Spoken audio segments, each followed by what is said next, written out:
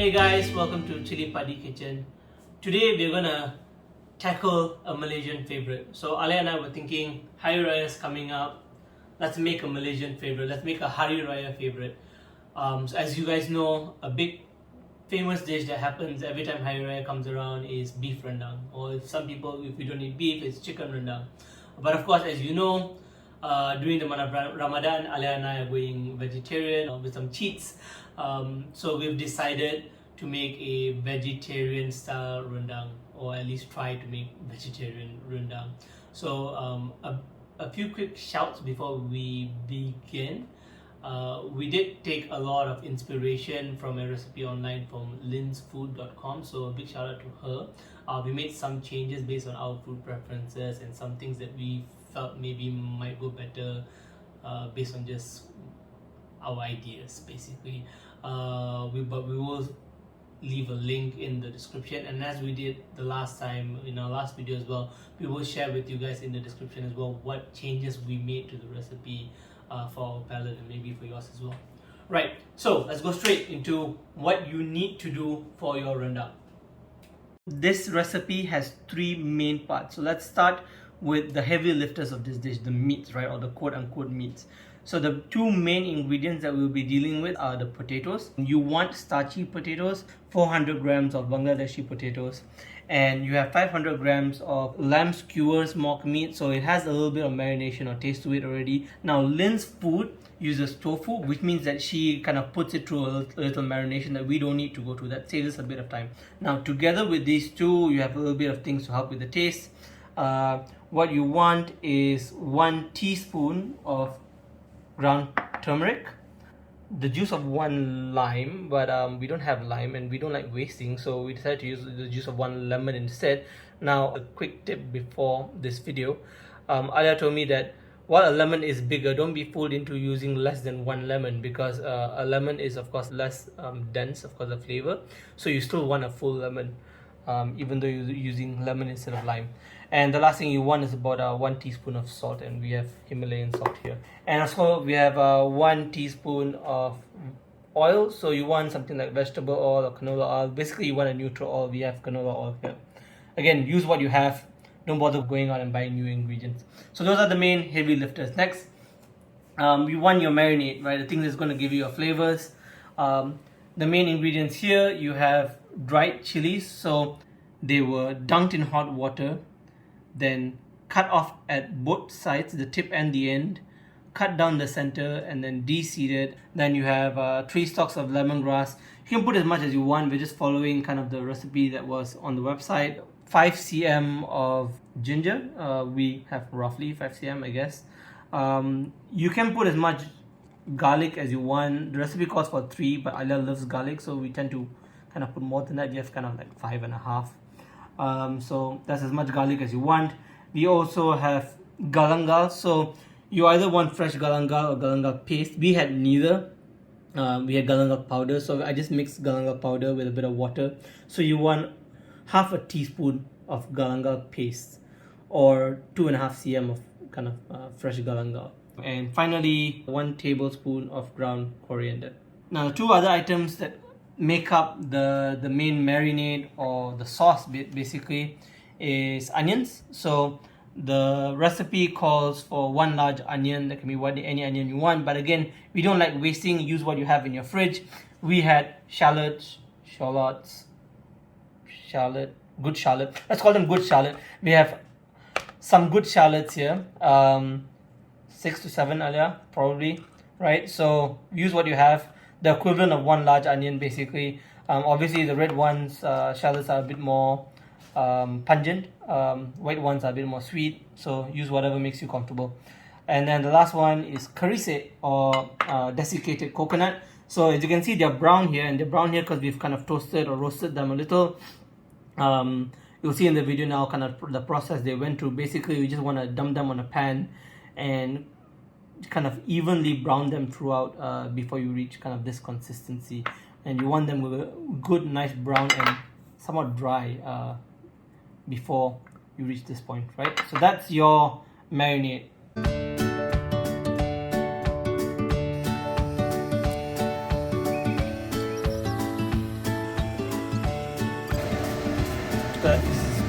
brown. That's the kind of, ooh yeah, rustedness you're looking for. A few other things that you will need. You need just one cinnamon stick. You need about 400 ml of santan or coconut milk. Now, if you're using fresh coconut milk, you'll want slightly more. If you're using the kind that comes pre-packed like this, you want slightly less because it's a bit more thicker and dense. You also want one full capsicum, whatever color you want, whatever makes you fancy. Use what's in your fridge. And also about 125 ml of water. If you don't have water, find a tap. And finally, daun kunyit, which is a turmeric leaves. So they'll add a bit of texture towards the end and a little bit of aromatics towards the end as well. If you don't have that, Lynn from Lynn's Food also says that you can also use kaffir lime leaves. Alright, let's get started. Okay, so the first thing we want to do is we want to marinate our meats, right? So the good thing about using mock meat instead of tofu is that we can cook it at the same time as the potatoes. So dump your mock meat and your potatoes in together. You want 1 teaspoon of ground turmeric. Next, you want the juice of your 1 lemon/lime. So just add it all in there. So I've already pre-done mine. Just add it all in there. And you want half a teaspoon of salt.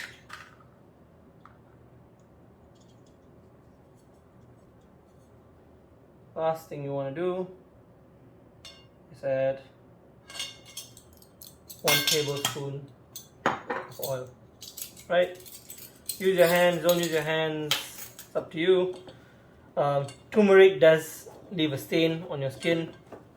So if you don't want to use your hand, it's up to you, but I just like quick marination. And remember to wash your hands. That should be your meats done. Now set that aside. Alright, so next we'll make our paste. So everything you saw earlier, let's blend that.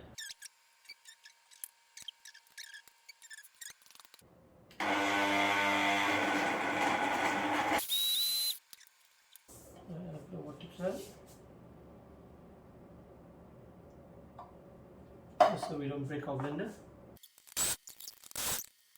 Just a reminder, remember to also add in your karise that you had roasted or toasted. So I've come to the realization, shocker, that my chopper was not big enough, so we've upgraded to the blender. So you don't want to completely liquefy it because you want some texture, but yeah, blender is better obviously for me because I was struggling to get it all in there. But now I've had my harissa in, I have my onions in, and I have all my ingredients in, so it should be good to go. So we've blended our paste, and I think the texture came out pretty good. A bit liquidy, but I think it looks good to us. Alright, so now we have our paste, we have our meat marinated, ready to go. Okay, so next I'm just gonna drop a little bit of oil in here. I think Lynn said 100 ml. I'm just gonna eyeball this. That looks fine to me. You don't need much because as you saw with our paste, it's quite there's a lot of liquid in there anyway, so you don't need that. Clean the pan pretty hot. Add in 1 cinnamon stick, and that's it. So you don't want the cinnamon sitting in there for too long because it's gonna burn. So pretty soon after getting go, you want to add in your paste. So once you have all your paste in, you want to stir constantly for 5 minutes on medium heat. As you know, when you're cooking with chili, you want to make sure the chili is cooked. You know you're going to get diarrhea, so keep stirring for 5 minutes. And have your meats ready, have your santan, your coconut milk, your water ready, because that's going to be the next ingredient. But for now, the next 5 minutes is just constantly stirring, kind of drying out a little the paste, but not too much. We want to dry it out just a little bit more, and then we'll add the rest of the ingredients. Okay, so after 5 minutes, you should have a relatively dry consistency. That's when you add your meats, or kind of meats, supposed meats, maybe not meats, and you start stirring. And you also want to add your liquids. So I have 130 ml of water here, and also my coconut water. I'm gonna start mixing everything. Ideally, what you want is you don't want any white spots, of course, but that means that sometimes not mixed. That's of course my guess, because we're making this the first time, just like you guys. Okay. That's roughly what we want, that's roughly what we're looking for. This should reduce completely within half an hour, but just before we close this up, we want to snip out our daun kunyit. So I have my daun kunyit here, and what we've done is we've actually rolled them up. And what we're just going to do is going to snip them up into the tiny little strips. Okay, so now that we've got our daun kunyit or turmeric leaves in, and we've got our meat, we have everything in, the only thing left is actually the capsicum, but we don't want to add the capsicum too soon because then it will get soggy. What we want is we want this to reduce. So what we're going to do is we're going to cover this for the next 20 to 30 minutes, and once it fully reduces, the last 5 minutes we'll add the capsicum, then we're ready to eat. Let's go. As we're recording this, we just book up pasta and we said, oh, let's give this a bit of a try, and I said, oh, it's not salty enough. That's the reason why they say recipes are to taste, right? So salt to taste. So we're adding a bit of salt. Taste yours and see whether you want more salt. So we have about 5 minutes left, so a few quick lessons learned that I completely screwed up. First thing is, remember to keep your lid partially open so that it reduces faster. I completely forgot that. And the second thing is, remember to stir every few minutes or so, otherwise you will burn the bottom of your rendang. Mine didn't burn that much, but if Alia hadn't come in at the last minute and scraped it off, I probably would have burned even more. So quick, kind of learn from my mistakes and don't make that same mistake I did. Now we have about 5 minutes left. Let's add in our capsicums for the last bit. Now if you have different colored capsicums, it would be even better. Unfortunately, I have capsicums that look like santan, so the colors don't contrast very well, but it is what it is. No wastage. Still gonna taste good. As you can see, it really is reducing. Not as fast as I would like, obviously, but it has reduced significantly since honey. I mean, you guys can't smell it, but I can. It smells absolutely fantastic. It's almost there. Almost there. So my rendang's been sitting here for what seems like forever. It's now fully reduced, if you can look at it. Now, what you want is this kind of reduced, almost dry consistency. But the key thing here is your potatoes, right? So you want to kind of press them and not have too much resistance and not have to go all the way through as well. Mine's not perfect if you look at it. It's still a bit hard, but we don't like ours too soft, and to be honest, I don't want it to go any softer anyway. We made a mistake in the sense that we went for skinned potatoes. We didn't peel our potatoes, so it's taking extremely long for it to soften up. Combined with the fact that it's kind of sharing the heat with the mock meat, it's taking very long. We've kind of accepted it at this level. It's what Alia calls al dente potatoes. You'd like it slightly softer, to be honest, but it's good enough for us. Everything looks good. Now it's time for the taste test. How was that? That was a mess. That was quite an experience. Really long waiting time, really long cooking time. Smells awesome though. I actually cannot wait to try. What were your thoughts cooking that dish? It was very difficult. So unlike the first dish we made last week, this one we had never made before. As you hear in the video, we made multiple mistakes, and we also found ourselves improvising a lot, which we actually love. We love improvising. We hate just following the rule book, right? So that's part of the experience that we enjoy. Having said that, we thought making a vegan vegetarian rendang would be a quicker process than a traditional rendang, but it's not. It took us hours to make it, right? From prep to cooking to the reduction It's ours. I think it takes about the same time as actually. A real rendang, right? Yeah. Not ideal, but hopefully it tastes good. Like we said, I don't expect the potatoes to be fantastic. What we did not expect was making one big change, which is switching tofu to mock meat. Actually had a very big ramification, which was that the potato no longer had the heat to itself, right? And that means that the potato needed significantly more time to soften up, and we did not foresee that, I think, right? Hopefully it's not too bad. Let's not delay any longer. Are you ready? Yep, let's dig in. So this is the mock lamb. It does look and feel like I'm poking a fork through an actual meat cutlet, so that's good. It tastes like rendang. We did it. I think we did it. It tastes really good, like actual rendang. Yeah. Texture is on point. I think flavor is on point. Wait. Let's taste the potato together. Okay. Let's get a similar sized potato. This is my potato size. About the same? Yeah. Okay. It's okay. Huh? I think it's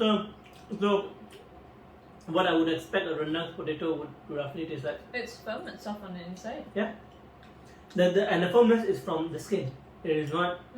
I don't think it is from being undercooked and all that. So we had to wait longer, 40 to 45, 50 minutes maybe. But I think the potatoes got where it needed to go. It's nice. I like it. I think we did a good job, Alia. Yeah. I think we give this dish maybe an 8 or a 9 actually. 8.5. 8.5 out of 10. Taste wise, fantastic. I love it. I would say it's probably the best vegetarian dish I've ever made. Wow. And I've made some pretty good vegetarian dishes. He's not lying. However, I would say this is the kind of thing I would only make for a special occasion because it's so much work. And I'll be honest with you, it's a lot of work. But To be it's fair, worth it. To be fair, it's worth it, and to be fair, it's because it's our first time making this dish. So I think if we were to make this again, That's true as well. Yeah, it will get easier in time. Yeah, true. Yeah, it's good. Okay, guys, you guys need to make this. This is a really good dish. Again, we'll show you the changes we made in the description, and I'm really happy with how it came out. Again, let us know in the comments what you'd like us to try next, and if you've made vegan or vegetarian rendang yourself, let us know how you made it, and if you think yours is better, give us a recipe or give us a challenge of making it your way. And follow us on social media. We post a lot of ideas and thoughts, and share with us your ideas and thoughts on Instagram, Facebook, whatever the do that you guys are on these days. And we're happy to learn and explore vegan and generally Malaysian cooking together. yeah. Alright, see you guys in the next one. Bye.